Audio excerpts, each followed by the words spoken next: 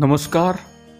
आज आपण जाणून घेऊया पट्टणकोडोलीतील विठ्ठल बिरदेव यात्रेचं महत्त्व. कोल्हापूर जिल्ह्यातील हातकलंगणे तालुक्यातील पट्टणकोडोली गावात श्री विठ्ठल बिरदेव देवाची ही यात्रा भरत असते. शेकडो वर्षांची परंपरा लाभलेल्या या यात्रेसाठी सुमारे 8 ते 10 लाख भाविक पट्टणकोडोलीमध्ये दाखल होत असतात. यावेळी पिवळ्या भंडाऱ्याच्या मुक्त उधळणीमुळे पट्टणकोडोली गावाला जणू सोन्याची झळाळी आल्याचे चित्र पाहायला मिळते. तर फरांडे बाबांकडून केली जाणारी भाकणूक हे या यात्रेत प्रमुख आकर्षण असते. दरवर्षी अशी भरते यात्रा. दरवर्षी अश्विन महिन्यात येणाऱ्या कृष्ण पक्षातील मृग नक्षत्राच्या दिवशी सकाळी देवाला नैवेद्य दाखवला जातो. तर कर्नाटकातील भक्त विजापूरचे बाशिंग बांधतात आणि दुपारी 12 नंतर खेलोबाचे वंशज अर्थात फरांडे बाबा हेडाम खेळत देवाच्या मंडपामध्ये येतात. या ठिकाणी परंपरेप्रमाणे फरांडे बाबांच्या भाकणुकीचा सोहळा पार पडतो. संपूर्ण 3 दिवसांच्या या यात्रेमध्ये विठ्ठल बिरदेव यांची 5 वेळेला पालखी निघते. या यात्रेसाठी संपूर्ण पट्टणकोडोली परिसर भक्तांनी गजबजलेला असतो. यात्रेच्या वेळी या ठिकाणी भरणारी घोंगड्यांची बाजारपेठ देखील विशेष प्रसिद्ध आहे. काय आहे यात्रेचे महत्त्व? विठ्ठल म्हणजेच भगवान विष्णू आणि बिरदेव म्हणजेच वीरभद्राचा किंवा साक्षात शिवाचा अवतार मानला जातो. दोन्ही दैवतांनी अनेक ठिकाणी भक्तांचा उद्धार केला. नंतर विठ्ठल बिरदेव हे पट्टणकोडोली गावी विराजमान झाले. पट्टणकोडोली क्षेत्राचा महिमा वाढावा, आपल्या कृपेची पाखर भक्तांवर राहावी यासाठी म्हणून विठ्ठल बिरदेव यांनीच हा महोत्सव सुरू केला. महोत्सवात एका सत्शील भक्ताकडून भविष्य काळातील घटनांचे सूचक भविष्य करून घेण्याचे ठरविले. त्यांनी अंजनगावच्या वाघमोडे घराण्याला त्यांनी हा सन्मान दिला. आजही खेलोबा वाघमोडे यांचे वंशज म्हणजेच फरांडे बाबा आजही 21 दिवसांचा प्रदीर्घ उपवास करून पट्टणकोडोलीला या यात्रेसाठी येत असल्याचे अभ्यासक सांगितले. ते फरांडे बाबांचे हेडाम नृत्य.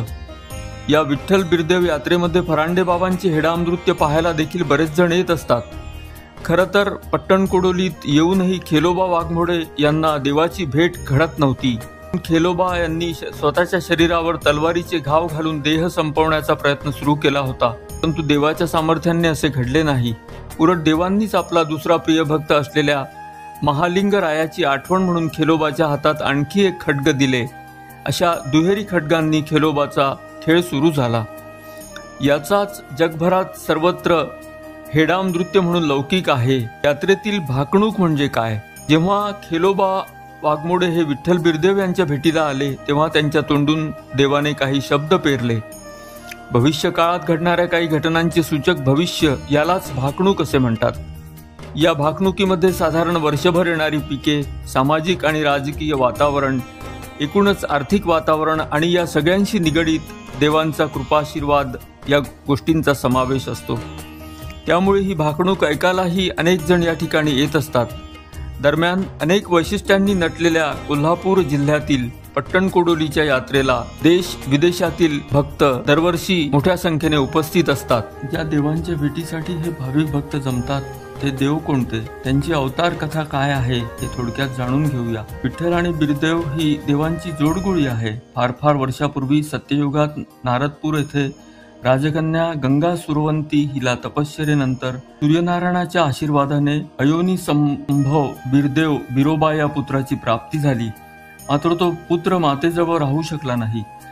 नदीच्या शापामुळे त्याला वनात एका पाळण्यात घालून ठेवावे लागले. नदीने सुरवंतीला शाप का दिला याची एक कहाणी आहे. आपली कन्या विवाह न होता गर्भवती राहिली आहे या कारणाने गंगा सुरवंतीच्या पित्याने राजा ध्रुवाईत याने मुलीच्या जेवणात विष कालवले. गर्भात असलेल्या बिरदेवांनी मातेला विषापासून वाचवले, पण उरलेले अन्न सुरवंतीच्या दासीने नदीत टाकले. त्यामुळे जलचर मृत झाले. माझी मुले तू मारलीस म्हणून तुझा मुलगा जन्माला आला की तुझ्यापासून दूर राहील असा नदीने शाप दिला. त्यामुळे बिरदेवाला अरण्यात पाळण्यात ठेवले गेले. तेथे एकव्वा आणि तिच्या धाकट्या बहिणीने त्या बाळाला आपला भाऊ मानले व चिंचली येथे नेऊन त्याचा सांभाळ केला.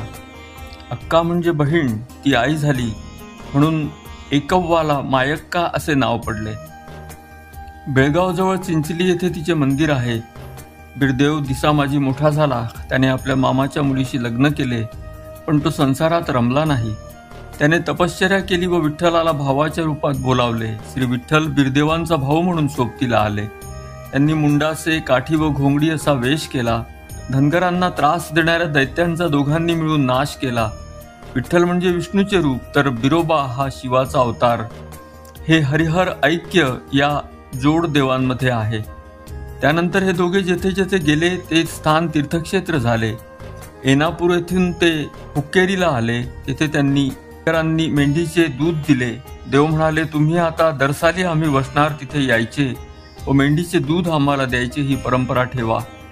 हेगडी भक्त म्हणून हे भक्त ओळखले जातात.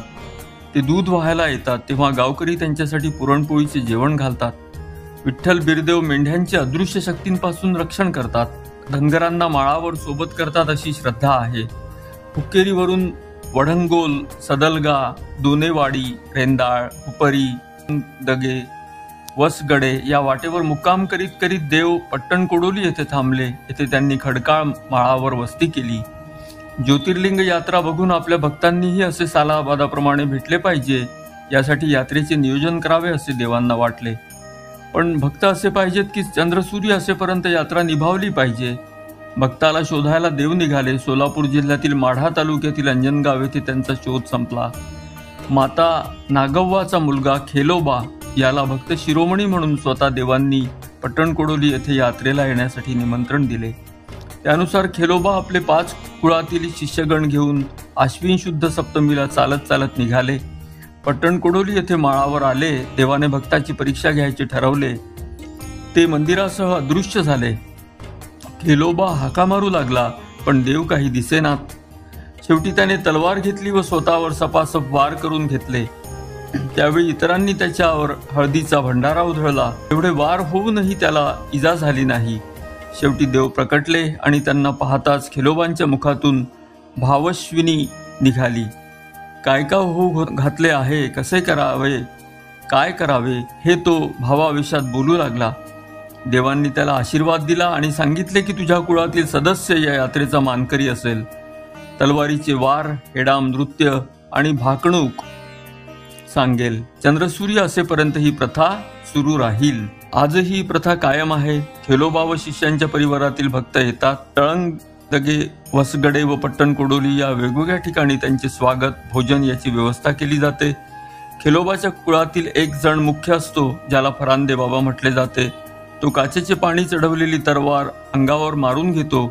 पाऊस, पिके, राजकीय नेते, राजकारण, समाज व्यवस्था यावर भाकणूक करतो. यात्रेत मेवा मिठाईची दुकाने थाटली जातात. आकाश पाहणे असतात. जादूच्या करामती करणारे लोक असतात. शेवचिवड्याची दुकाने, खेळणी, कापड चोपड असे सारे विक्रीसाठी ठेवलेले असते. भंडाऱ्याची उधळण होऊन सगळीकडे पिवळी धम्म छटा उमटते. विठ्ठल बिरदेवाच्या नावानं चांग भलं म्हणत आबाल वृद्ध महिला पुरुष या यात्रेचा लाभ घेतात.